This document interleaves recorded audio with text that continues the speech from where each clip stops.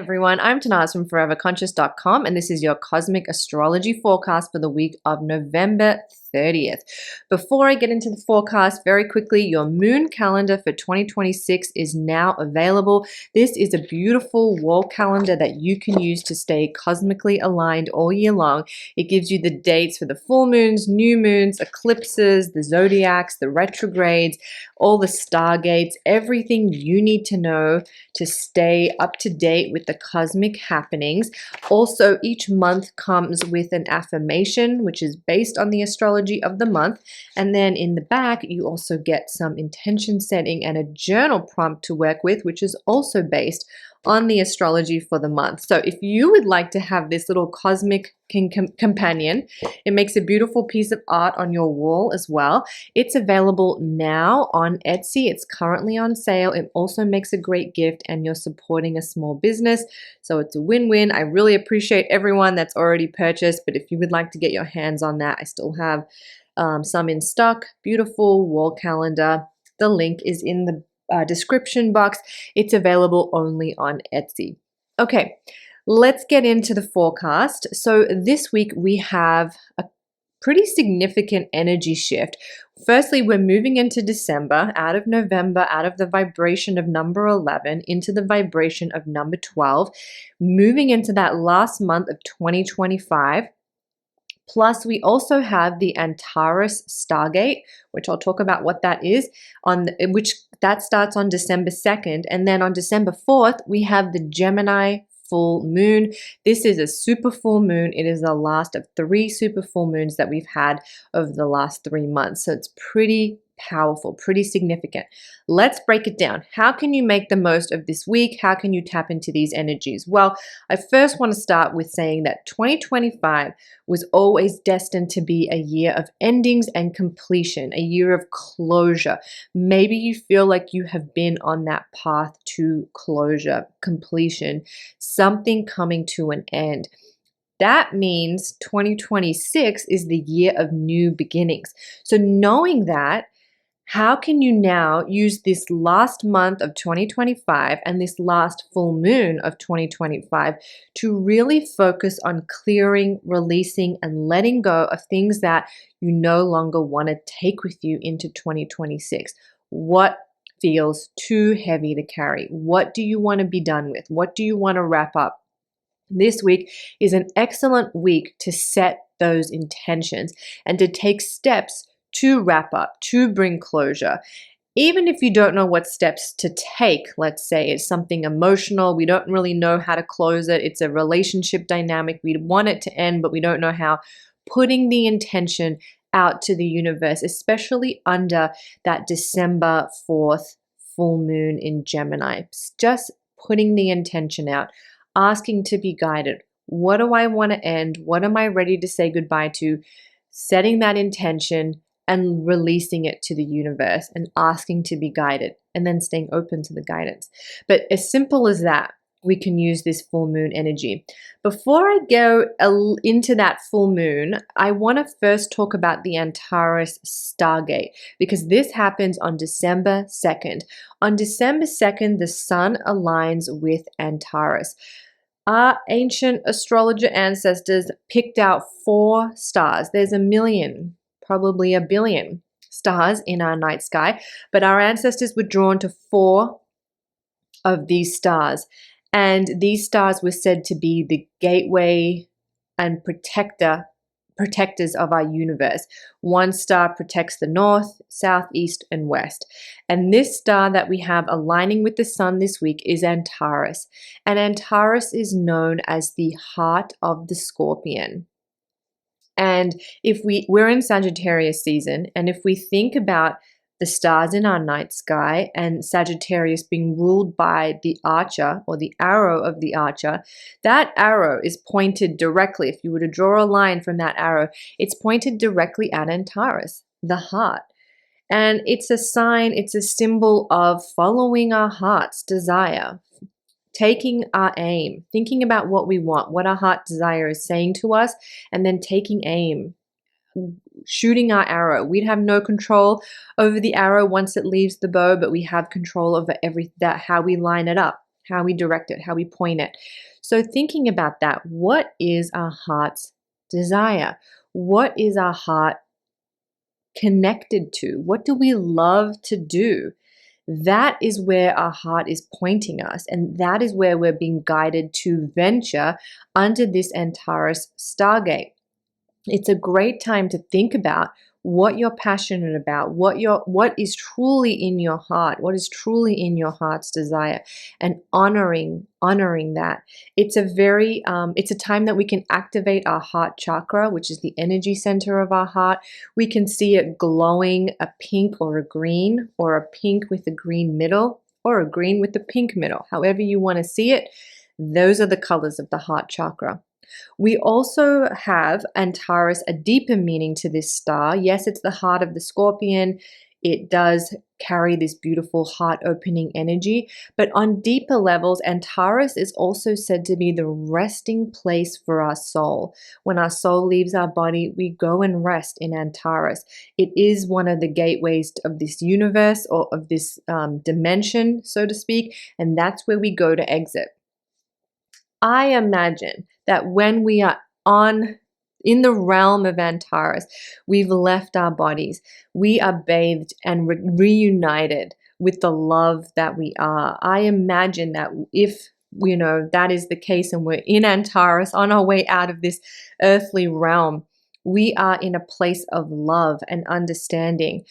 You read a lot of people who have had near-death experiences, people who have left their body and then been able to come back, and they all talk about being bathed in love.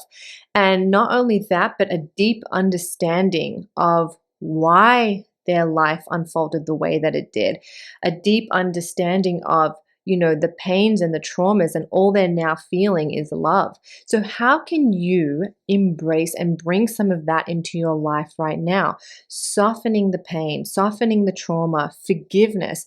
I think of Antares and I think of forgiveness, because I think so much forgiveness of self, forgiveness of other can come when we activate love. And I don't think forgiveness is about necessarily what the person did was right and I don't care anymore what they did. It's not really about that. It's more about a freedom, about a letting go, about a love that is so deep and understanding that we kind of acknowledge or understand that we are beings of love, and any act that is out of that alignment is just because we need more love. It is obviously a beautiful concept to allow our minds to go to. It is very hard to practice in reality. And, I think we're also beings that are here to have a human experience, not necessarily this spiritual experience of everything being love.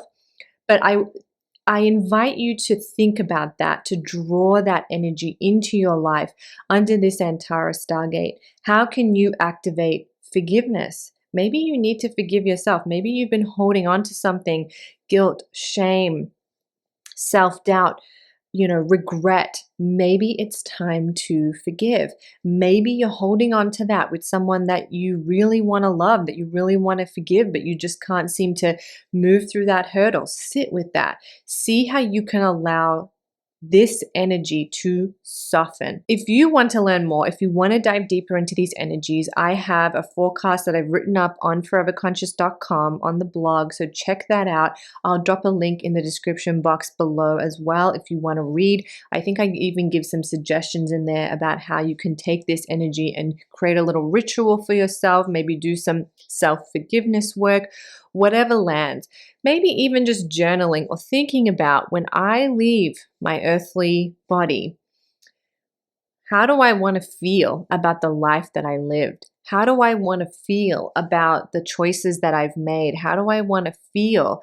And is there something that I can do right now to change if I'm currently not in alignment with how I want to feel or where I want to be with that? So something to think about, a deep practice. It can be confronting, but just ease your way into it. You can make it as gentle or as intense as you want to make it. We also have, now moving on to that full moon, the December 4th full moon. So the Antares Gateway starts on December 2nd, lasts until about December 4th. So this full moon is right at the end point of that gateway, which is really incredible. It's really going to enhance the energies. When I was looking at this full moon, the main thing that I was drawn to about it is that it is a supermoon, and it's the third and final supermoon. So we've had 3 supermoons in a row. I really think that this is the universe calling us to make those endings. Close the door, shut the chapter. I don't think it's any coincidence that in the year of endings, we've finished out the year with these powerful supermoons. Full moons draw energy out of us. And so that is why full moons are a powerful release point, because we can let go. They are also powerful culmination points. Whatever seeds we have planted at the corresponding new moon, we can now harvest under the corresponding full moon. So the corresponding new moon for this was the Gemini new moon, which we would have had back in either May or June, around that time. And then now, so whatever seeds we were planting in May or June of this year, now we're at the harvest point here at this Gemini full moon in December. So maybe whatever was happening in May or June, you're now at a harvest point where you're able to reap the benefits of everything that you've planted at that time. I really think that this full moon, if you want to take away any word to encapsulate this full moon, it's really closure. How can I bring a close to 2025, to the energies, and to the energies that I no longer want to take into 2026, which is a year of new beginnings? Also on this full moon, I couldn't help but notice that the goddess energy is very strong. There are a couple of goddess asteroids activated under this full moon, Juno being the strongest, and then also I think Chariklo was in there as well, a few other goddess asteroids. So I think that there's going to be a focus around our relationships, mainly because Juno is the goddess asteroid of partnership and marriage and connection. I don't think it's just going to be our romantic relationships that are being highlighted for us. I think it's also going to be just the people that we love, the people that we're closest to. Maybe we're undergoing a little bit of a clearing and a cleansing in how we give and receive love in our relationships. How do we want to receive love? How do we want to open to it? I do feel like relationships may be a little bit of a theme around this full moon. So pay attention to that. I also want to just quickly touch on the fact that Gemini is ruled by Mercury. So we have to look at the ruler of the full moon, which is Mercury. And we have just had Mercury stationing direct. It's emerged from its retrograde. It's still a little sluggish. We always have this period when Mercury comes back from out of the underworld, back from going backwards. It takes him a little minute to get straightened out. So we're still in that kind of haze. But once Mercury emerges from this retrograde, we tend to receive aha moments, awakenings, illuminations. Information comes to us that we didn't realize the first time. So this can be a time where we really are invited to listen and pay attention to the messages that are going to come up for us from Mercury, which is the messenger of the gods. And I always like to think of that as the messenger of our own inner God, our own inner higher self. What messages is your higher self trying to communicate? And then that's kind of amplified because full moons tend to amplify and illuminate hidden information as well. If you think of the full moon as a light in our dark night sky, a light is being shone on something that was previously in the dark. So we're also getting an amplification of that energy as well. So paying attention to the messages that come up. Overall, it is a high vibrational week. The Antares Stargate really makes it a high vibrational week. So when we get high vibrations, we can feel amazing. We can also feel zapped. We have to try to balance that energy by looking after our energetic field, looking after our energy and where we're putting our attention, where we're putting our emotions. When we get high frequency energy, things can sometimes feel heightened. Emotions can feel heightened. Everything can feel bigger than it needs to be. So trying to bring things down, trying to activate that energy of love and forgiveness and acceptance and understanding, trying to come back to that more grounded, loving place. Of course, you can have fun up here too, but trying to just bring yourself back into a state of balance, because we do have this high frequency, high vibrational energy coming in with the sun, locking with Antares and opening that Stargate for us of heart energy. And then, of course, it kind of is fitting because the full moon is also touching on heart stuff as well. So it all kind of works and blends together. I am now going to pull a card from my deck, the Cosmic Astrology Oracle. If you would like this deck, you can get it. It's available on Etsy as well. I'm going to pull a card. I'm just setting an intention for our week ahead.